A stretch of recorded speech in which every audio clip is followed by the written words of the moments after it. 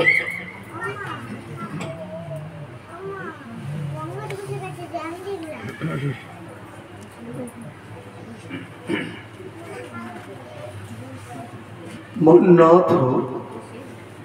श्री जगन्नाथ मद्गुरु श्री जगद्गुरु मम आत्मा सर्वभूतात्मा तस्मै श्री गुरवे।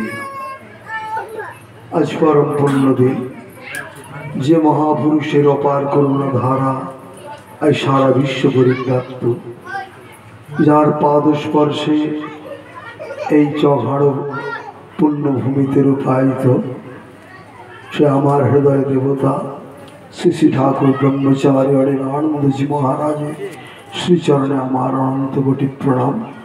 एवं आजकेर जिनि प्रधान अतिथि विशेष अतिथि मंचे उपविष्ट हयेछेन तादेर अंतर देवतार श्रीचरणे आमार प्राणेर प्रणाम एवं समवेत भक्तबृंदेर अंतर देवतार श्रीचरणे और प्राणेर प्रणति जानिए आजकेर आलोच्य विषय निये खूब संक्षेपे दु एकटी कथा बलार प्रयास करछि। मात्र बेला अत्यधिक हयेछे, तबु श्री गुरुदेव श्री श्री ठाकुरेर विधि अनुयायी এই ধর্ম সমাবেশন কার্য সম্পন্ন করা হচ্ছে। আজকের আলোচ্য বিষয়টি নিয়ে এতক্ষণ আলোচনা শুনলেন।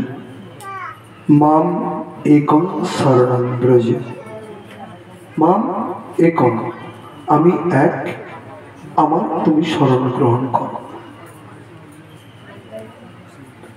पूर्ण श्लोकटी सर्वधर्मान् परित्यज्य माम एकं शरणं ब्रज अहं त्वां सर्वपापेभ्यो मोक्षयिष्यामि मा शुचि। सर्वधर्म परित्याग करे তুমি আমার শরণাপন্ন হও, তাহলে আমি কি করব তোমাকে না তোমাকে সর্ব পাপ থেকে বিনাশ করে সর্ব পাপ থেকে মুক্ত করে আমি তোমাকে মোক্ষ প্রদান করব। এইটি শ্রী ভগবানের একদম শেষ অধ্যায়ের শেষের দিকে শ্লোক। কেন তিনি শেষের দিকে এই কথা বললেন? প্রথম থেকে भगवान श्रीकृष्ण अर्जुन के सारथी रूपे पेয়েছিলেন। আমাদের মনুষ্য জগতে তিনি প্রতিভু হিসেবে বেছে নিয়েছিলেন অর্জুনকে। তাই তিনি শ্রী ভগবান তিনি তার উপদেশটা তাকেই সবকিছু দিয়েছিলেন, তাকে তিনি যোগ্য মনে করেছিলেন। কিন্তু দেখা গেল কি না, প্রথমেই তিনি অর্জুন বিষাদ যোগ। কেন বিষাদ যোগ? তিনি যখন ধর্মক্ষেত্রে কুরুক্ষেত্রে যুদ্ধেতে তিনি উপনীত হয়েছেন, সেখানে দেখলেন তার সবকিছু আত্মীয় স্বজন সেখানে রয়েছে, তাকে বধ করতে হবে। এই মোহতে মোহচ্ছন্ন হয়ে তিনি মানে ধনু ত্যাগ করলেন। তখন তিনি ধাক্কা মারলেন অর্জুনকে, বললেন এ কি তুমি? তিনি তাকে গালাগালির স্বরূপে দিলেন। সেটা আমাদের গালাগালির মতো নয়। তিনি কি বললেন? ক্লৈবং মাস্য গামফার্থ নৈত তোজব পদ্ধতে ক্ষুদ্রং হৃদয় দৌর্বল্যম তত্ত্ব তিষ্ঠ পরমতপ। তিনি চাবুক মারলেন তাকে। কেন চাবুক মারলেন না? তিনি বিষাদগ্রস্ত হয়ে পড়েছে প্রথমে। তাহলে তো যুদ্ধ করা যাবে না, তাহলে শত্রুকে নিধন করা যাবে না। তাই তিনি চাবুক মারলেন। ক্লৈবং মাস্য, তুমি কৃপণতা ত্যাগ করো। তোমার ক্ষুদ্রং হৃদয় দৌর্বল্যম, তোমার এই হৃদয় দৌর্বল্যতা তুমি ত্যাগ করো। তুমি যুদ্ধক্ষেত্রে রয়েছে, তোমাকে যুদ্ধ করতে হবে। তোমার যুদ্ধ করতে, তুমি ক্ষত্রিয়, তোমার যুদ্ধক্ষেত্রে যুদ্ধ করাই তোমার কর্তব্য। এই প্রথম থেকে তিনি অষ্টাদশ অধ্যায় পর্যন্ত ট্রেন নিয়ে গেলেন। তাকে ওই তার মনের যে যন্ত্রণা, মনের যে জ্বালা, মনের যে আকাঙ্ক্ষা, সেগুলোকে তিনি সম্পূর্ণরূপে মানে মেটাতে মেটাতে বহিষ্কৃত করতে, কখনো মানে রাগান্বিত হয়ে, কখনো শান্তভাবে তাকে উপদেশ দিতে দিতে তিনি অষ্টাদশ অধ্যায় পর্যন্ত চলে গেলেন। সেখানে প্রধান অতিথির কথায় জ্ঞান ও বিজ্ঞান যুগের কথাও সেখানে বলা হয়েছে, বিজ্ঞানের কথা বলা হয়েছে। আমার প্রধান অতিথি মশাই তিনি ওই একইভাবে সবকিছু বলে গেলেন সুন্দরভাবে, যে রামকৃষ্ণদেব কিভাবে তিনি তার ভক্ত শিষ্যদের কিভাবে তিনি তহু থেকে কিভাবে নিয়ে আসতে হয়, সবকিছু এইগুলো তিনি শিক্ষার উপদেশ দিতেন। তো এই মাম একম, আমি এক, এই একটা কে প্রথমে বুঝে নিতে হবে। এই একটা কে না, সে একটা কে না, আমরা সাধারণভাবে বলে থাকি সে এক বলতে আমার ভগবানকে আমরা বুঝে থাকি, কিন্তু ভগবান সে এক, তিনি কোথায় রয়েছেন? যুদ্ধক্ষেত্রে শ্রীকৃষ্ণ রয়েছেন, কৃষ্ণস্থ ভগবান স্বয়ং, কিন্তু আমাদের এই যে দেহভ্যন্তর যে যুদ্ধ চলছে অহর্নিশি, সর্বধর্মান পরিত্যজ্য মাম একং শরণং ব্রজ, সর্বধর্ম ত্যাগ করে তুমি আমার শরণাপন্ন হও, আমি এক, আমাকে তুমি প্রণাম করো, স্মরণ করো, তাহলেই তোমার সবকিছু হবে। সেই সর্বধর্মটা কি না, আমার মধ্যে যে কাম ক্রোধ লোভ মোদ মোহ আশ্চর্য এই যে ষড়রিপু রয়েছে, তাদের যে দংশন আমাদের মধ্যে অহর্নিশি চলছে, সেখান থেকে রেহাই পেতে হলে, সেখান থেকে আমাদের মুক্ত হতে হলে, সেই দংশন থেকে আমাদের মুক্তির উপায়টা আমাদের খুঁজে নিতে হবে। সেই ধর্মগুলোকে আমাদের অ্যাভয়েড করতে হবে। কিভাবে অ্যাভয়েড করবো, কিভাবে আমরা তাদেরকে দূরে রাখবো? তারা সবকিছু এই ভেতরেই থাকবে, কিন্তু তবু তাদেরকে সর্বধর্মান পরিত্যজ্য, তাদেরকে ত্যাগ করতে হবে। সেই ত্যাগ কিন্তু একদম এই ছেঁড়া কাপড়ের মতো ত্যাগের কথা বলা হয় না, তাকে বশীভূত করা হৃদয়ের মধ্যে।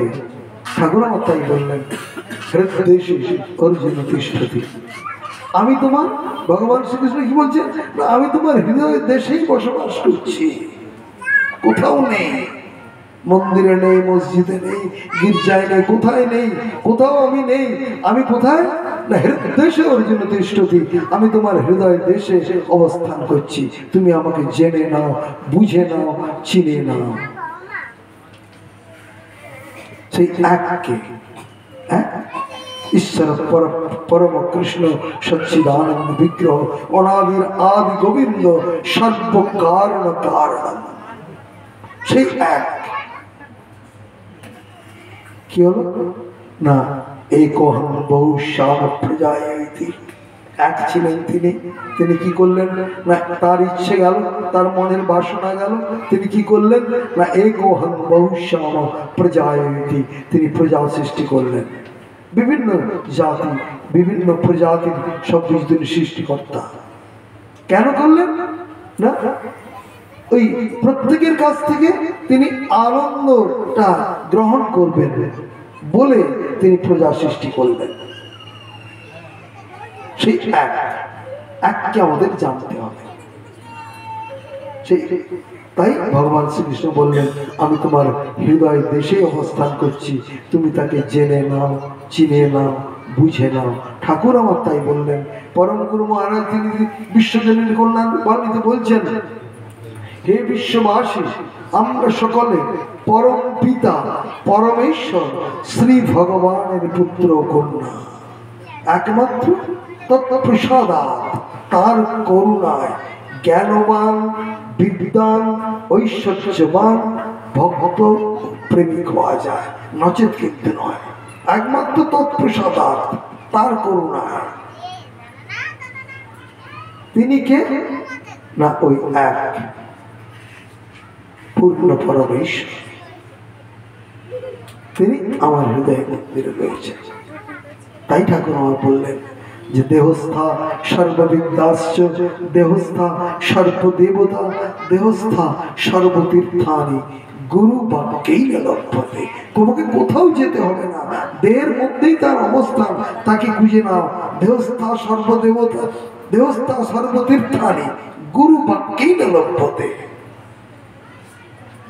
দেহের মধ্যেই তোমার সবকিছু রয়েছে, তুমি তাকে জেনে নাও। এই দেহটা কি দেহ না মনুষ্য দেহ, স্রষ্টার শ্রেষ্ঠ আমরা জীব, এই ভেতরেই সবকিছু রয়েছে। তাকে সেই ভগবানকে আমরা কিভাবে জানবো? সেই গুরু রূপে। সেখানে প্রধান অতিথি মহাশয় বলেছেন, প্রধান অতিথি মহাশয় বলেছেন, কি বলেছেন না গুরু কৃষ্ণ ভেদ পরমাত্মা, অভেদ পরমাত্মা। তাহলে গুরু আর কৃষ্ণের মধ্যে কোনো তফাৎ নেই। সেখানে উদ্ধবকেও তাই বলছেন, আচার্যং বিজানিয়াং নাম মন্নত পরিচিত। আচার্যকে তুমি আমার স্বরূপ বলে জানবে। ভগবান শ্রীকৃষ্ণ উদ্ধবকে বলছেন, আচার্যকে তুমি আমার স্বরূপ বলে জানবে। তাকে কখনো মনুষ্য জ্ঞান করে অবহেলা করো না। সেই আচার্য যে আচরি আপনি ধর্ম অপরে শেখায়, সেই আচার্য। তাই ঠাকুর আমার বললেন, আচার্য রূপে প্রভু দেশে দেশে ঘুরিয়া পরমাত্মা রূপী তুমি শাস্ত্রেতে ব্যাখানে গুরু রূপে কৃষ্ণ কৃপা করেন সর্ব জানে। কিভাবে গুরু রূপে তিনি কৃপা করছেন সর্বজনের ভেতরে? যে নরেন্দ্রনাথের কথা বলা আছে, স্বামী বিবেকানন্দের কথা কিছুক্ষণ আগে বলা হলো, যে বৈষ্ণব আচার্যের কথা বলা হলো। হ্যাঁ, সেই আচার্যরা কি দেখলেন? প্রধান অতিথি মশাই বললেন, ওই যত্র যত্র নৃত্য পড়ে, বৈষ্ণব আচার্য বলছেন, যত্র যত্র নৃত্য পড়ে কৃষ্ণমূর্তি সুরে। স্বামী বিবেকানন্দ তিনিও বললেন, জীবে প্রেম করে যেই জন সেই জন সেবিছে ঈশ্বর। স্বামী বিবেকানন্দ বলেছেন, নরেন্দ্রনাথ কিন্তু বলেন। নরেন্দ্রনাথকে যখন রামকৃষ্ণদেব ব্যাপটাইজড করলেন, ফুল চার্জ করলেন, তখন তিনি সেই তার ভেতরের যে শক্তি তার জাগরণ ঘটল, তার সাধনায় তিনি লিপ্ত হলেন। সেই সাধনার ফলস্বরূপ তিনি কি বললেন না, ওই জীবের প্রেম করে যে, কারণ তিনি সর্বজীবের মধ্যে তার হৃদয়েশ্বরকে তিনি দেখতে পাচ্ছেন, তার হৃদয়েশ্বর শ্রী ঠাকুরকে তিনি দেখতে পাচ্ছেন। তাই তিনি বললেন, তখন তিনি কি বলছেন না, সম্পদ তব শ্রীপদ ভব গোষ্পদ বাড়ি যথায় প্রেমার্পণ সমদর্শন বিক্ষণে মোহ যায়। মোচন অঘদূষণ জগভূষণ চিৎ ঘনকায়। মোচন অঘদূষণ, অঘ মানে পাপ, তিনি সেই পাপকে দূরীভূত করছেন। মোচন অঘদূষণ জগভূষণ চিৎ,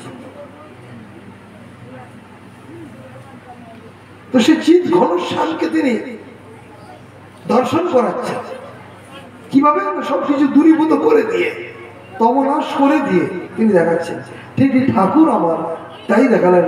যোগীরাজ শ্যামাচরণ বাবাজি মহারাজ থেকে যোগীরাজ শ্যামাচরণ রায়ডি যে ক্রিয়াযোগ প্রবর্তিত বিধি, সেই বিধির মধ্যে তিনি কি দেখলেন না, যে ক্রিয়াযোগ পন্থা অবলম্বন করে শ্রী গুরুর স্বরূপকে জানা যায়, তাকে সেই জানতে হবে গুরু কৃষ্ণ অভেদ পরমাত্মনে।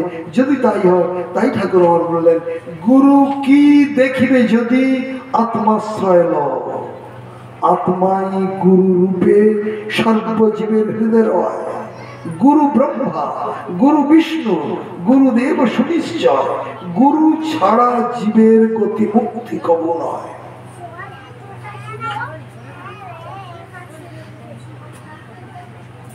আদিতে গুরু কৃপা, মধ্যেও গুরু কৃপা, অন্তেও শ্রী গুরু কৃপা চাই। তাহলে গুরু কি দেখিবে যদি আত্মাশ্রয় ল, আত্মা, আত্মা রূপে শ্রী ভগবান আমার মধ্যে, ওই এক বস্তু তিনি আমার মধ্যে বিরাজ করছেন। সে আত্মাকে কিভাবে দর্শন করতে হয়? যোগীরাজ শ্যামাচরণ রায়ডি তিনি তার বিধির মধ্যে বললেন কি, তিনি করলেন কি, দীক্ষা দানকালে তিনি কি করলেন না, ফুল চার্জ করলেন। গুরুর স্বরূপটা আমার ঠাকুর তাকে এ করছেন, গুরুর ডেফিনেশন দিচ্ছেন। গুরু যিনি, গুরু, গু মানে অন্ধকার, রু মানে আলো, যিনি আত্মশক্তি বলে ব্রহ্মতেজ প্রদানান্তর দীক্ষা দানকালে শিষ্যের হৃদয় অভ্যন্তরস্থিত আত্মজ্যোতি দর্শন ও স্পর্শন করাইয়া দীক্ষা দেন, তিনি প্রকৃতপক্ষে শ্রীগুরু। আমার হৃদয়েশ্বর তিনি তার গুরু সংজ্ঞাটা দিলেন। আত্মশক্তি বলে ব্রহ্মতেজ প্রদানান্তর দীক্ষা দানকালে কি করছেন না, সে আত্মাকে দর্শন করিয়ে দিয়েছেন। আত্মার স্বরূপ কি, সেখানে শাস্ত্র বলা হলো কি না, সেখানে শাস্ত্রে কি বলছে না, প্রাণ হি ভগবান ঈশ্বর প্রাণ বিষ্ণু পিতামহ প্রাণীন ধার্যতে লোকা সর্বং প্রাণময়ম জগৎ। প্রাণ রূপী শ্রী ভগবান আমার মধ্যে হৃদয়েশ্বর রূপে বয়ে রয়েছেন। তার কি, তাকে কি করে বুঝবো না, তিনি আমার মধ্যে কিভাবে বয়ে চলেছেন না, নিঃশ্বাস শ্বাস মন্ত্রে না, তিনি আমার মধ্যে নিঃশ্বাস প্রশ্বাস রূপে বয়ে চলেছেন। যখন সেটি বন্ধ হয়ে যাবে তখন দেহটা পড়ে থাকবে মৃত অবস্থায়। তাহলে সেই শ্বাসরূপী শ্রী ভগবানকে জানতে হবে, প্রাণরূপী শ্রী ভগবানকে জানতে হবে। প্রাণকে কেউ কখনো আমরা দেখতে পাই না, একটা বাতাস, একটা বায়ু, স্পিরিচুয়াল পাওয়ার আমার মধ্যে তিনি রয়েছেন শ্রী ভগবান রূপে, কৃষ্ণ রূপে, গুরু রূপে, ব্রহ্মা রূপে, বিষ্ণু রূপে তিনি আমার মধ্যে রয়েছেন।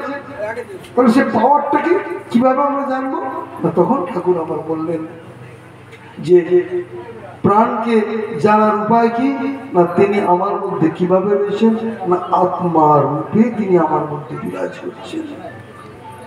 আত্মাকে কি করে জানবো, আত্মাকেও কেউ আমরা দেখি না, তাহলে তাকে জানবার উপায়টা কি না, ঠাকুর আমার তাই তিনি কি বললেন, ওই ফুল চার্জ করে তিনি আত্মার স্বরূপটাকে তিনি দীক্ষা দান করে উপলব্ধি করিয়ে দিচ্ছেন ভক্ত শিষ্যকে। তার স্বরূপটা কি, আত্মাকে কেউ কখনো দেখতে পায় না, কিন্তু তাকে দেখা যায়, বোঝা যায়, চেনা যায়। তার স্বরূপটা কি না, শাস্ত্রে ওই যেন বলা হয়েছে আত্মা জ্যোতি স্বরূপায়। আত্মা কিরকম তোমার মধ্যে রয়েছে হৃদয়ের মধ্যে না, ফুল জ্যোতি স্বরূপ, জ্যোতিষাং জ্যোতিরেখা। সেই জ্যোতিষ স্বরূপকে কোথায় দর্শন করাচ্ছেন তিনি সেই সময় দীক্ষাদানকালে না, কুটস্থে আজ্ঞা চক্রে। প্রধান অতিথি মহাশয় বলে গেছেন যে মূলাধার থেকে সেই চক্রগুলোকে উঠাতে হবে আস্তে আস্তে। কিসের সাহায্যে না, ওই ঠাকুর আমার বললেন প্রাণময় কোষস্থিত, একে প্রাণবায়ুকে টেনে মনোময়ে নিয়ে আসা হলো, মনোময় কোষস্থিত তাকে নিয়ে আসা হলো জ্ঞানময় কোষে, জ্ঞান থেকে বিজ্ঞানে, বিজ্ঞানের পরে সেখানে রিসার্চ শুরু হচ্ছে, সেখানে কি সম্পূর্ণ আনন্দময় কোষ। আনন্দেন জাতানি জীবন্তি আনন্দেন খলুয়ানি ভূতানি জায়ন্তে, এই অবস্থা। তখন সেখানে অন্য কোনো খান নাই, তাকে জানতে হবে সম্পূর্ণরূপে, তার কাছে সারেন্ডার করতে হবে, তাকে সম্পূর্ণরূপে তার কাছে নথি স্বীকার করতে হবে, তবে তার তিনি শ্রীগুরু কৃপাময়, তিনি কৃপা করবেন। সাধনলব্ধ জীবনে সাধনার দ্বারা এইসবগুলো অনুভব হয়, সাধনার দ্বারা। আমরা সংসারী জীব, আমাদের সব কিছু রয়েছে, কিন্তু শুধু ওই একটি অভাবের জন্য আমাদের অভাব। কি অভাব না, আমাদের মধ্যে শান্তি নেই। যিনি শান্তির আগার, সেই শান্তির আগারকে জানতে হবে, চিনতে হবে, বুঝতে হবে, তাহলেই আমরা শান্তিটা পেয়ে যাব। তাই গুরু সেই, তাহলে কি হলো মাম একম শরণং ভজ। তাই তিনি বলছেন অন্য কোনোভাবে কিছু করার দরকার নেই, তুমি আমাকে মাম একক, আমি এক আছি, তুমি আমার শরণ গ্রহণ করো। ঠাকুর আমার তাই বললেন মনটাকে কিভাবে দিতে হবে তার মধ্যে, তার পাদস্পর্শে, তার চরণ যুগলের মধ্যে কিভাবে দিতে হবে না, ঠাকুর আমার বললেন মন মনা ভব মদ ভক্ত মদ জাজি মন নমস্কুরু মামে বৈশী সত্যন্তে প্রতি জানে প্রিয়সী। পরম গুরু মহারাজ ঠিক একইভাবে বলছেন, ওই একই শ্লোক, ভগবানের শ্লোকটাকে তিনি একইভাবে বলছেন, মনটিকে আমায় দিতে হইবে, এক মনে হইতে হইবে, আমির সঙ্গগুণে আমি হইয়া গেলে তখন কি হবে না, তখন ভজন পূজন যজন যাজন নমস্কার আদি সব ঠিক হইয়া সিদ্ধাবস্থায় আমাকেই প্রাপ্ত হইবে। আমি যে সর্প দেখতে নেই, তখন কি হবে না, ওই আত্মা যত সাধনা করবে করতে করতে কি হবে না, আত্মতত্ত্ব অনুসরণের মধ্য দিয়ে কি করতে হবে না, তখন সেই আরো ঊর্ধ্বগতিতে উঠবে সাধক। উঠে থেকে দেখি না, সে আজ্ঞা চক্র থেকে তিনি আরো উঠে যাচ্ছেন। যে কি দেখছেন, যে বলছেন, রবীন্দ্রনাথ বলছেন হেতা নয় হেতা নয়, অন্য কোনো কোথা অন্য কোনো খানে। সেখানটা কোথায় না, সে সহস্রারে মহাপীঠে, যেখানে দ্বিদল থেকে আরো উপরে সহস্রারে মহাপীঠে কর্পূর ধবল গুরু, সেখানে ভগবান শ্রীকৃষ্ণ বংশীধ্বনি করে ডাকছেন, আয় আয় কে কোথায়, তোরা সব চলে আয়। কিভাবে ডাকছেন না, ওই প্রাণায়াম সাধনের মধ্য দিয়ে তিনি ডাক দিচ্ছেন যে সে প্রাণকে তোমরা টেনে তোলো উপরের দিকে। তুললে কি হবে না, আস্তে আস্তে আস্তে আস্তে ওই পদ্মগুলো আস্তে আস্তে প্রস্ফুটিত হতে হতে হতে হতে কি হবে না, আজ্ঞা চক্রে আসবে। তখন তুমি সবকিছু দেখতে পাবে। পূর্ণ জ্যোতি রূপে তিনি বিরাজ করছেন। জ্যোতির মাঝারে তিনি কৃষ্ণস্তু ভগবান স্বয়ং কৃষ্ণ বিন্দু, লাইট বাবা সেটাকে বলছেন। সেই কৃষ্ণ বিন্দুটাকে তিনি বলছেন ভ্রামরী গুহা। সেই গুহার মধ্যে ঘুষে যাও, সেই গুহার মধ্যে প্রবেশ করো, করলে তুমি কি দেখতে পাবে না, সেই তুমি তোমার সেই ওপরে উঠবে। তখন আর প্রাণের কোন স্পন্দন নেই, মনের কার্য, মন তখন উপরে উঠছে। সহস্রারে মহাপীঠে কর্পূর ধবল হেথা নয় হেথা নয়, অন্য কোনো কথা অন্য কোনো। আমরা সেইখানে যে পৌঁছে যাবো, তখন কি হবে না, আত্মার সঙ্গে পরমাত্মার মিলন ঘটবে। তখন আমরা জানতে পারবো কৃষ্ণস্তু ভগবান স্বয়ং। তাই আমাদের মনটাকে আগে ওই একের মধ্যে নিবদ্ধ করতে হবে। তিনি কিছুই চান না বাহ্য জগতেও যদি তিনি তোমরা ধর্ম আচরণ করতে চাও, ঠাকুররা বললেন তাহলে কি করবে।